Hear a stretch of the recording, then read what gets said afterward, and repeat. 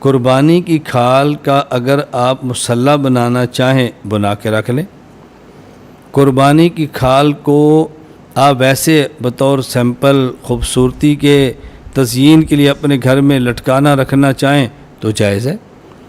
قربانی کی کھال کسی اپنے دوست کو وہ مالدار ہو ہدیہ دینا چاہیں تو جائز ہے، یعنی قربانی کی کھال کا استعمال خود کریں تو بھی جائز ہے، قربانی کی کھال کسی مالدار دوست کو ہدیہ دیں تب بھی جائز ہے۔ ہاں البتہ اگر آپ قربانی کی کھال کو بیچ کر اس کے پیسے خود استعمال کرنا چاہیں تو جائز نہیں ہے۔ قربانی کی کھال بیچ کر اس کے پیسے کسی مالدار کو ہدیہ کرے تو جائز نہیں ہے۔ اب یہ قربانی کی کھال کے پیسے کہاں دیں؟ قربانی کی کھال کے پیسوں کا کسی کو مالک بنائیں، تملیک ضروری ہے۔